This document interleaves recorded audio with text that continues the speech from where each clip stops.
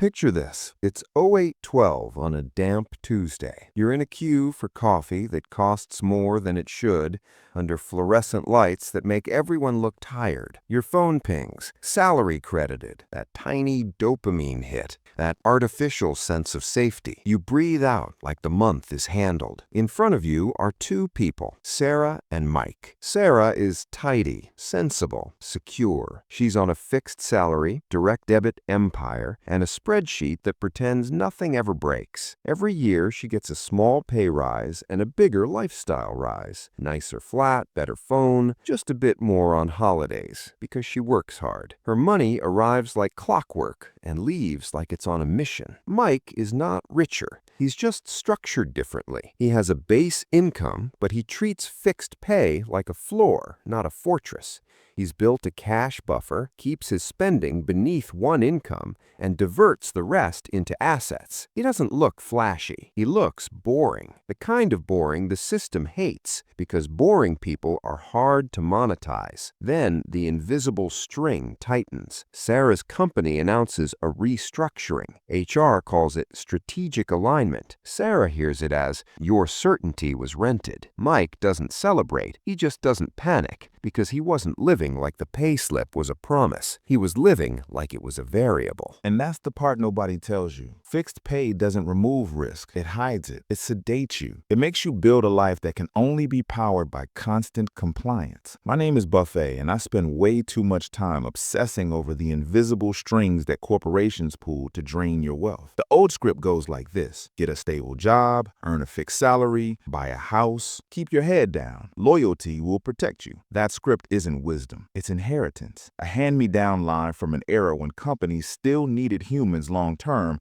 and governments still pretended wages would track productivity. Here's the mathematical reality. A fixed salary is not stability. It's concentration risk. One pair, one point of failure, one political ecosystem inside a firm you don't control. If your income comes from one corporate pipe, you're one internal memo away from a financial nosebleed. Let's do a forensic audit of who benefits from this myth. Corporations love salary because it makes costs predictable and people programmable. When you're paid a fixed amount, you begin optimizing your entire identity around not losing it. You become compliant, risk-averse, and here's the kicker, easier to upsell. You'll buy convenience to save time you don't own, subscriptions to feel in control of a life you don't control, and status symbols to compensate for autonomy you traded away. This is a systemic trap, engineered over decades. The origin story isn't magical, it's managerial. In the early industrial era, wage labor scaled control. You clock in, you clock out, you stop owning the means of survival. Fast forward to the modern corporate machine, HR departments became behavioral engineering labs. Compensation programs became leashes, salary, bonus, pension matches, private health care, all designed to make leaving feel like stepping off a cliff. And the consumer economy built the second wall. Once you have stable pay, banks and brands swarm you with affordability models. They don't ask, is this wise? They ask, can we extract monthly? Because monthly payments are easier to hide, easier to justify, easier to confiscate quietly. The salary myth is sold as safety, but in practice, it's a sedation pill that convinces you risk has disappeared right as you build a cost base that requires permanent obedience. This trap works because your brain has a glitch. It treats recurring income as permanence and recurring expenses as normal. Enter the hedonic treadmill, the psychological conveyor belt that keeps your happiness baseline flat while your spending climbs. You get a pay rise, you feel relief for about 5 minutes, then your normal upgrades. A bigger rent, nicer gym, better coffee, more delivery apps. You're not reckless, you're human, and corporations have weaponized that humanity. Then comes the Diderot effect. One upgrade triggers a cascade. New job, you need new clothes. New clothes, you need better shoes. Better shoes, you deserve a nicer watch. It's not lifestyle. It's a controlled demolition of your surplus. Marketing teams don't just sell products. They manage your pain. They watch what stresses salaried people. Time scarcity, social comparison, fear of falling behind. Then they offer solutions that cost money. Monthly. Monthly is crucial. Monthly turns a decision into a habit and a habit into a cave. wage, and they absolutely weaponize your ego. You're not buying the car, you're buying the story that you're doing well. You're not buying the holiday, you're buying proof that work is worth it. The system makes the job unbearable, then sells you a weekend to recover from it. That's not commerce, that's extraction. Here's the ugliest part. Salary makes you believe you're the customer of life when you're actually inventory. Your attention, your labor, your compliance, those are the products being packaged and sold upstream. So you start upselling yourself. You volunteer for extra work to justify your lifestyle. You chase promotions not for freedom, but to keep the machine fed. You accept stress as the entry fee for belonging. The psychology is predictable. That's why it's profitable. The system doesn't need you to be stupid. It just needs you to be tired, busy, and slightly afraid. Now we do the brutal audit. No vibes, just numbers. Assume Sarah earns £45,000 gross. Let's estimate her take-home after tax and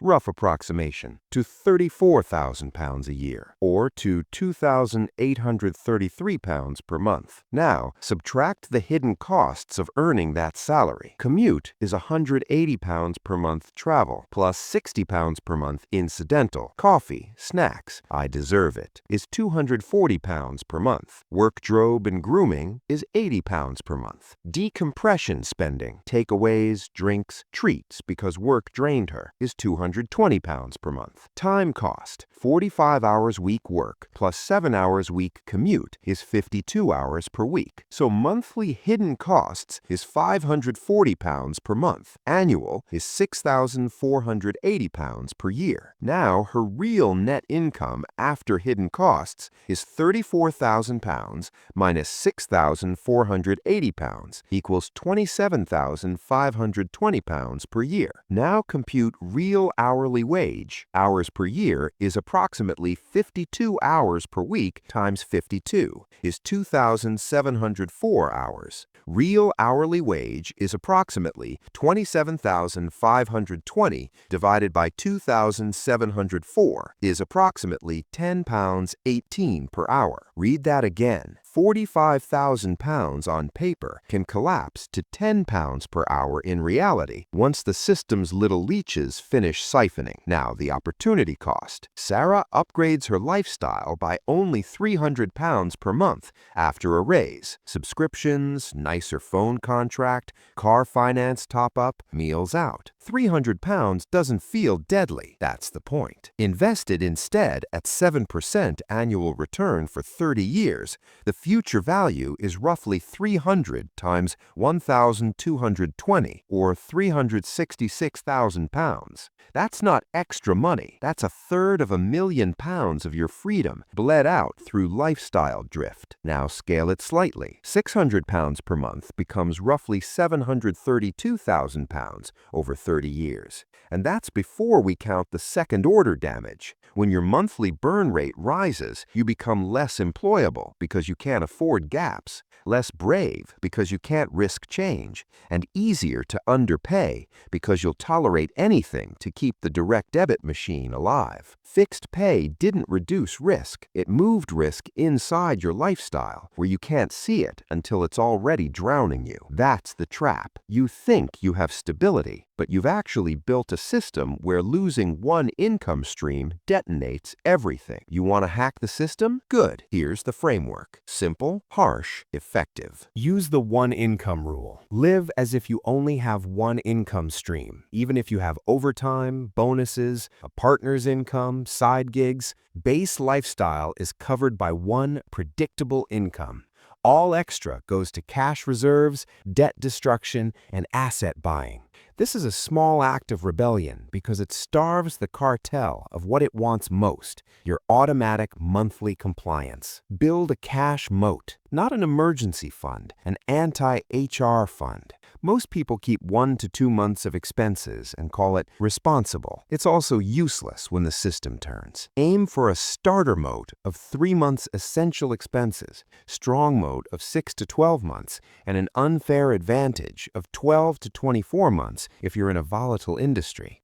A cash moat buys you negotiating power. It lets you walk away. It lets you buy back your freedom in chunks. Use time buckets because salary steals time first. Split your money by purpose. Now bucket, essentials plus modest joy. Stability bucket, cash moat plus insurance plus sinking funds. Freedom bucket, investments that can replace income. Most people invest when they can. That means never. Your freedom bucket needs a fixed percentage, automated, ruthless, non-negotiable. Attack the real leaks, the monthly vampires. Go line by line through recurring payments. Anything that doesn't save time, make money, or protect health gets interrogated. Ask, is this reducing my future working years or extending them? If it extends them, it's not a treat, it's a shackle. Convert fixed pay into owned income. Fixed salary is fragile. Owned income is resilient. Build skills that travel. Build side revenue that doesn't depend on your employer's mood. Buy assets that pay you, index funds, businesses, property only if it cash flows. This is how you opt out of the cycle. You stop being a person who earns and become a person who owns. And here's the rebellious truth. Discipline isn't deprivation, it's refusal. You're refusing to let corporations dictate your identity through consumption. You're refusing to let HR be your central bank. You're refusing to trade decades of your life for toys that depreciate. The system wants you needing the next payslip. Your job is to make the next payslip optional. Fixed pay isn't evil, but believing it's safety is how people get quietly cornered until one redundancy email, one illness, one restructure starts confiscating their choices. Run the brutal audit. Track the real hourly wage. Kill the monthly vampires. Build the cash moat. Feed the freedom bucket. That's how you buy back your freedom and opt out of the cycle. Smash that like button and subscribe for more content that challenges how you think about money.